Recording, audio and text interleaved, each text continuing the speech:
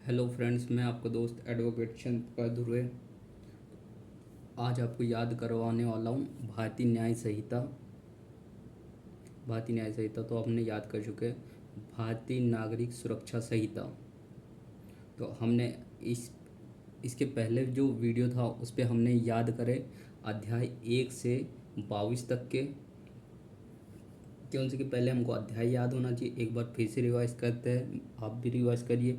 अध्याय 1 में प्रारंभिक, अध्याय 2 में न्यायालय का गठन, अध्याय 3 में न्यायालय की शक्ति, अध्याय 4 में पुलिस की शक्ति, अध्याय 5 में गिरफ्तारी, अध्याय 6 में और 7 में आदेश है। 6 बात करता है हाजिर होने के लिए आदेश है और 7 बात करता है चीज़ों को उपस्थित करने के लिए आदेश है। अध्याय 8 बात करता है संपत्ति की कुर्की। फिर उसके बाद अध्याय 9, 10, 11 ये हम अलग से याद करेंगे और इनमें एक एक अध्याय में एक एक ऑफेंस से रिलेटेड है। जैसे अध्याय 9 में परिसंधि कायम रखने से रिलेटेड बात करता है, अध्याय 10 में भरण पोषण से रिलेटेड बात करता है, अध्याय 11 में न्यूसेंस से संबंधित बात करता है। फिर हम अध्याय 8 के बाद कंटिन्यू प्रोसीजर में आते हैं। अध्याय 12 बात करता है पुलिस निवारक कार्य, मतलब पुलिस क्या करेगी, अपराध होने से पहले ही अपराध को रोकने का प्रयास करेगी, उसे कहा जाता है पुलिस निवारक कार्य। फिर उसके बाद अध्याय 13, अगर अपराध हो जाता है तो एफआईआर होगा और उसके बाद एफआईआर होने के बाद पुलिस रिपोर्ट फाइनली बनेगा, इन्वेस्टिगेशन होगा। ये अध्याय 13 में बात करते हैं।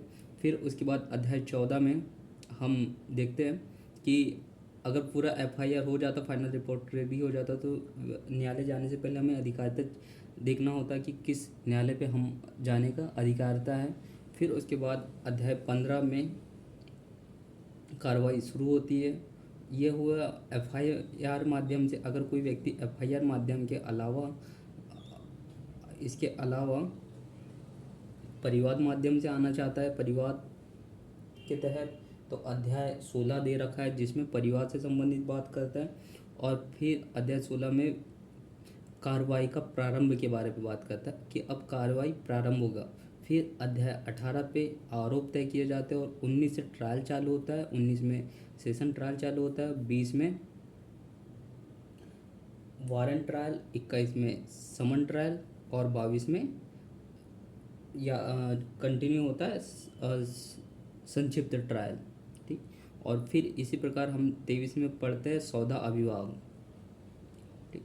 तो हमने यहाँ तक के चैप्टर याद कर लिए। अब हम ये जो मैंने ब्लैक मार्कर से लिखा हूँ ये याद करेंगे। इससे क्या होगा, हमें सेक्शन याद करने में ईजी होगा और हर एक चैप्टर में क्या दिया है उसका एसेंशियल पता करने में बहुत इम्पोर्टेंट होगा। तो मैं हर एक चैप्टर को याद करवाने की कोशिश करूँगा, आप मेरे साथ याद करिए। तो अध्याय 1 में हमने प्रारंभिक याद किए, चैप्टर का नाम है प्रारंभिक। फिर उसके अंदर क्या दे रखा है, तो देखो सबसे पहले इसमें दे रखा है प्रारंभिक में हमेशा नाम रहता है, परिभाषा रहता है। फिर इस पर दे रखा है एक्स्ट्रा निर्देश बीएनएस के अन्य और सेवी। मैं इनको समझाता हूँ कि ये चैप्टर नंबर 1 में क्यों रखे हैं। यहाँ पर सबसे पहले सेक्शन 1 में दे रखा है नाम और उसके बाद ये भी दे रखा रहता है कि ये अधिनियम कहाँ पर लागू होगा, कहाँ पर नहीं होगा। तो भारतीय नागरिक सुरक्षा संहिता में सेक्शन 1 कहता है कि इसके अध्याय 9, अध्याय 11, अध्याय 9, अध्याय 10, अध्याय 9, अध्याय 11, 12 ये है अध्याय, जो कि अध्याय 9, 11, 12 नागालैंड जनजाति में भी लागू होगा। इसके अलावा जो बाकी चैप्टर है वो नागालैंड और जनजाति क्षेत्र में लागू नहीं होगा, ये कहता है प्रारंभ के सेक्शन 1 में। क्योंकि क्या हम पढ़ते हैं कि ये अधिनियम कहाँ लागू है, कहाँ नहीं है।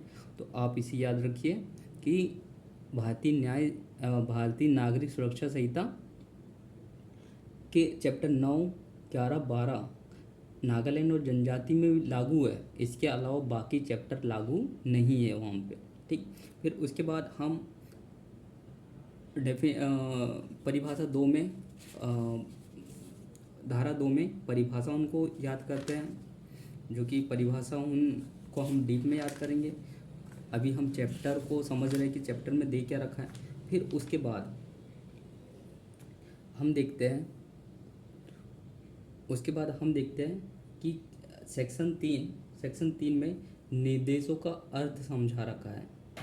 निर्देशों का अर्थ में ये इसे समझना पड़ेगा कि अनुसूची में मजिस्ट्रेट का अर्थ केवल न्यायिक मजिस्ट्रेट समझना, ये निर्देश दे रहा है।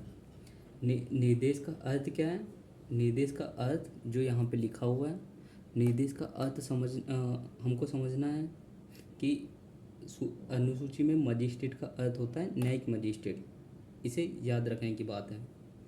फिर उसके बाद हमें धारा 4 जो कि भारतीय न्याय संहिता और अन्य विधि के अधीन अपराधों को विचारण करेगा, तो हम BNS और अन्य, इसका मतलब हम ये याद करना चाह रहे हैं कि ये जो भारतीय नागरिक सुरक्षा संहिता है वो भारतीय न्याय के अपराध और अन्य अधिनियम के अपराध पर विचारण करने की बात करता है। फिर उसके बाद सेक्शन 5 सेविंग के बारे में बात करता, जो विशेष या स्थानीय विधि पर प्रभाव नहीं डालेंगे। सेविंग मतलब ये अधिनियम विशेष अधिनियम पर लागू नहीं होगा, उनको ज़्यादा मान्यता रहेगी। तो अध्याय 1 क्या बात करता है, मेरे साथ बताइए आप डिटेल पे कि इस पर इसका नाम क्या होगा, लागू कहाँ पर होगा।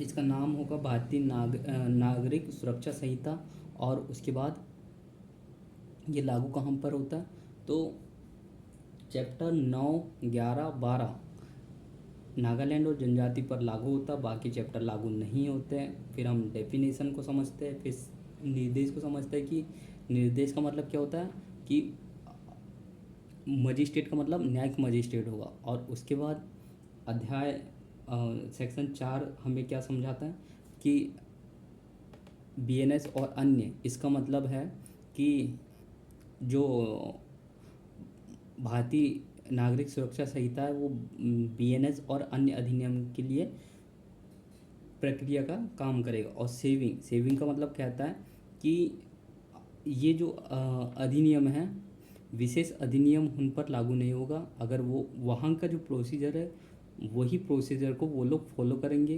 बाकी जो अधिनियम बच जाएंगे उसके लिए ये भारतीय नागरिक सुरक्षा अधिनियम लागू रहेगा। तो सेविंग के बारे में बात करें तो सोचो अध्याय 1 में क्या क्या इंपॉर्टेंट रहते हैं, नाम रहता है, डेफिनेशन रहता, पता ही है।